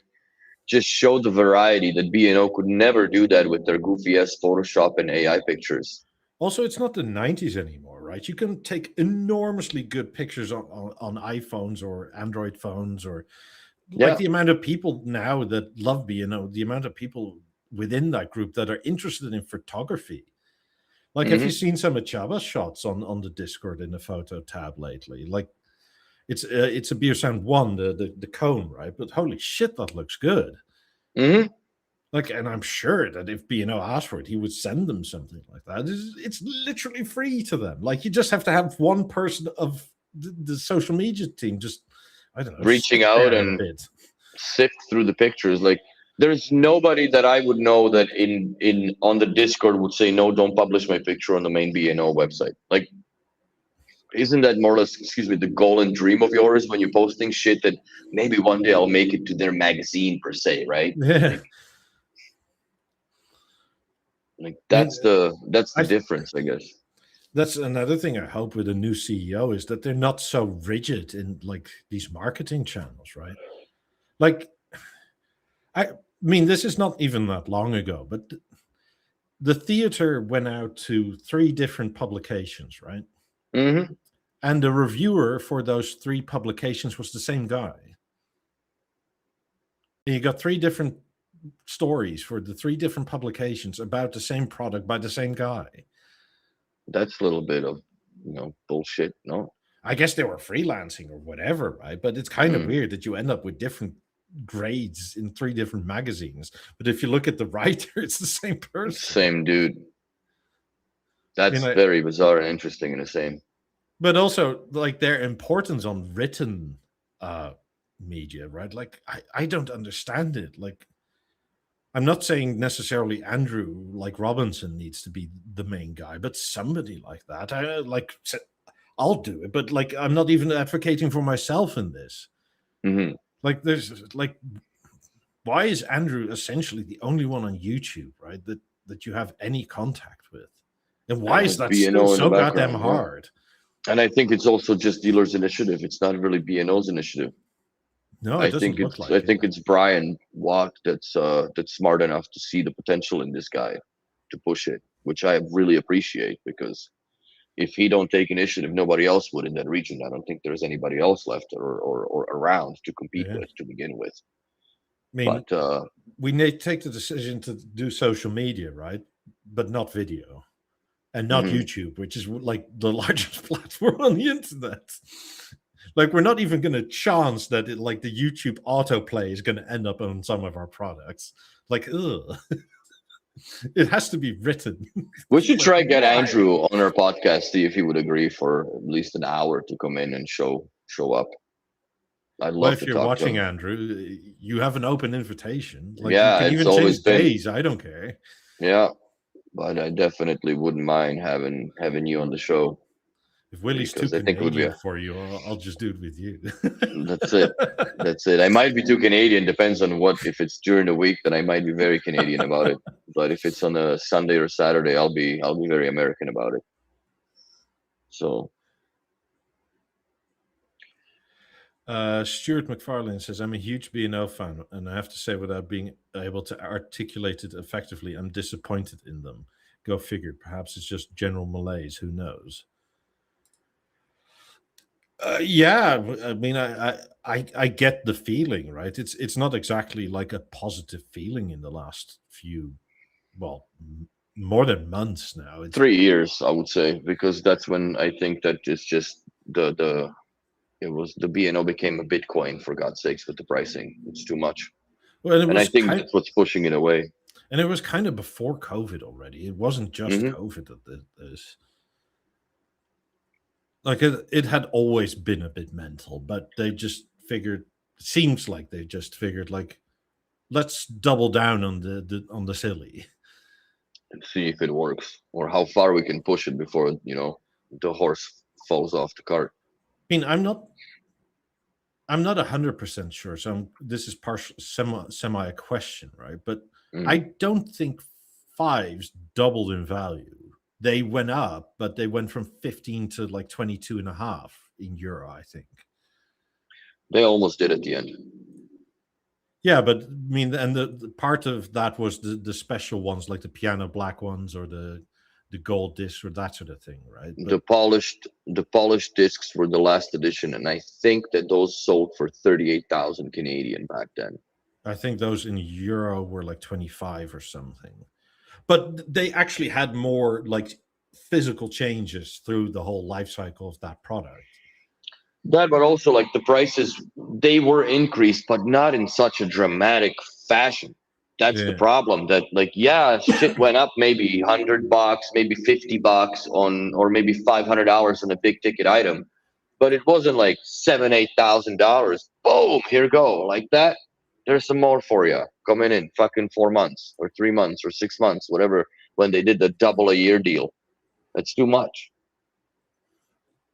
Yeah, I mean, 50s are now almost 3x from launch.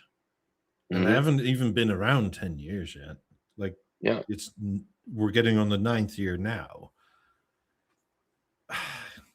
Like, I don't mind the price increases a little bit, right? But it's so stark. Like, I think I've said it before, but to me, it almost feels like a sales mechanism.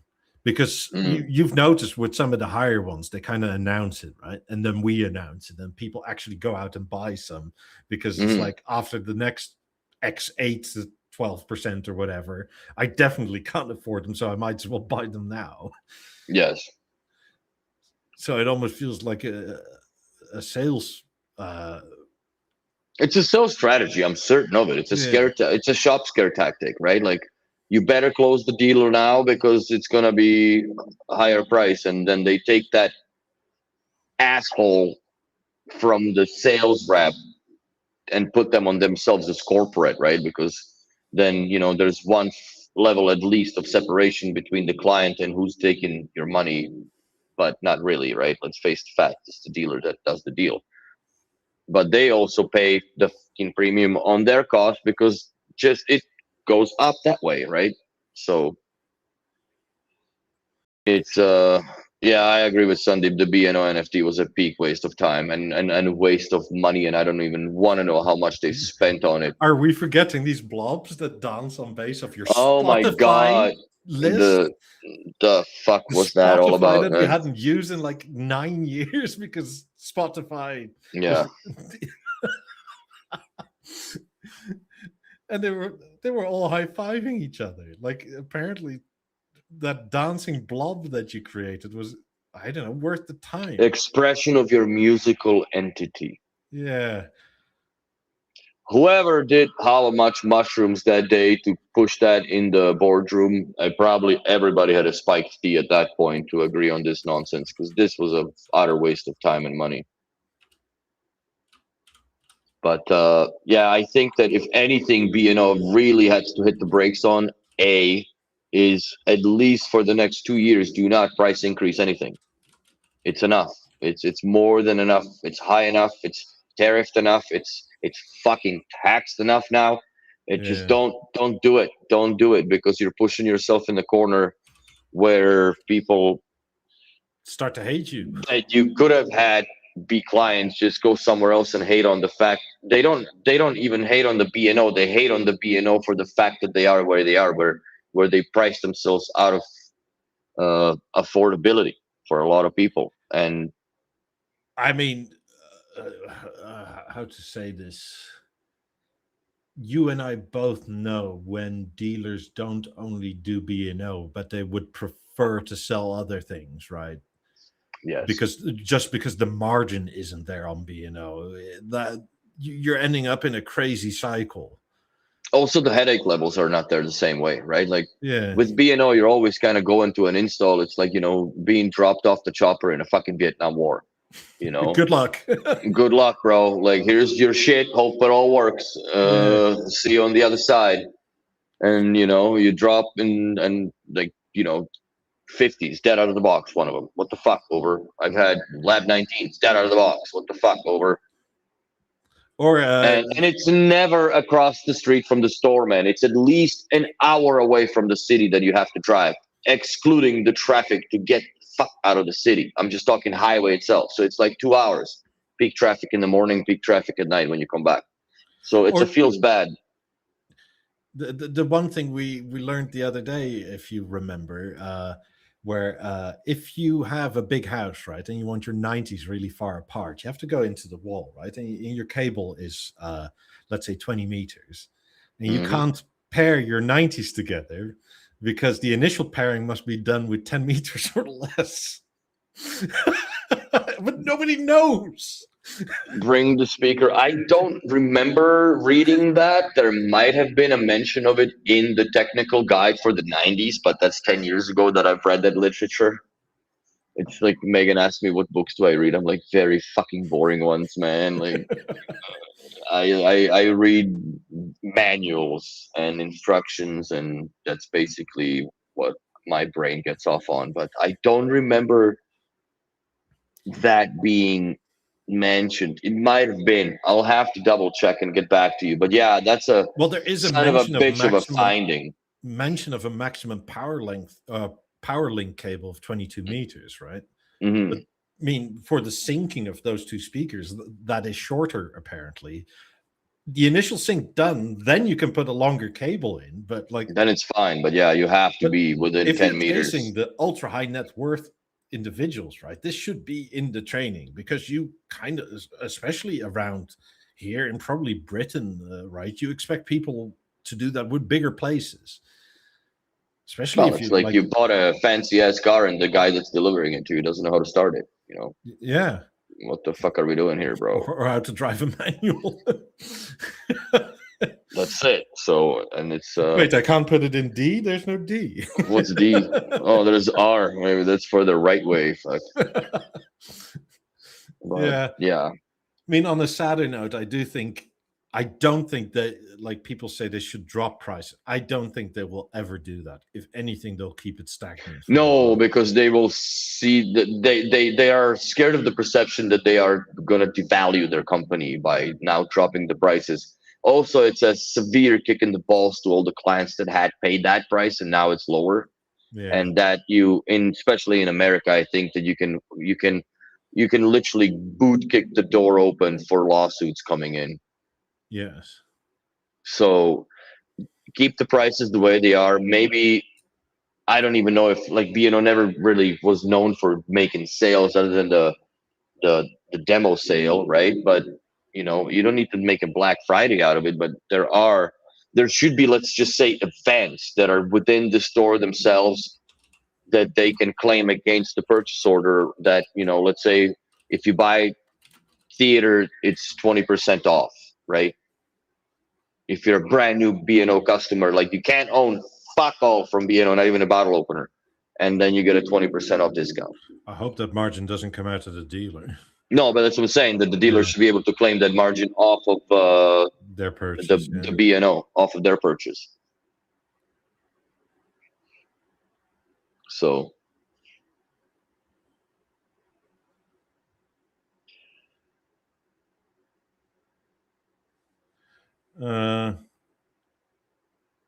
yeah, Matthias, that's not. Yeah, I think that's kind of what B&O weirdly hated, right? Matthias says many years ago, Henrik from BeoTalk, like our Henrik. Yeah. Hi, Henrik. Visited a dealer in Hellerup or something. Yeah. There's just as much chance that a guy from Lowland, cheap place to live, who loves B&O, will buy a set of 90s as someone from Hellerup. As a expensive place to live. Well, not anymore. I think on a visceral level, right? Management and those sorts of people at B&O actually sort of despised the cheap place living guy for buying something expensive. Mm-hmm. I think this is sort of a weird class thing that sometimes happens, right? Like you can see that in England a bit, right? Where like, I don't know, if you're from Essex, you shouldn't really go to the Cotswolds and stuff like that. It's like, I can so relate to that, bro. Fuck. I don't know. But Let's say I get what you you're have saying. it right now in where you are in Montreal. That's what I'm saying. Like, I can still relate. You're from Calgary? Too far. Oh, even though I don't think you've ever farmed a day in your life, right? Oh, dude, I don't think I've ever stepped in a cow shit in that country. Side, and I was playing paintball, which was definitely asking for it back in the day in them woods. Yeah, I had a few friends that fell into a deer carcass, but that's a different story. Oh, that fucking ruined their weekend, I tell you what. Mm-hmm. Yeah, well, on that note, I'm gonna call it. I hope we're at that time, right? Yeah. Thank you, everybody, for watching. We will see you next week, and love you long time, and goodbye. Bye.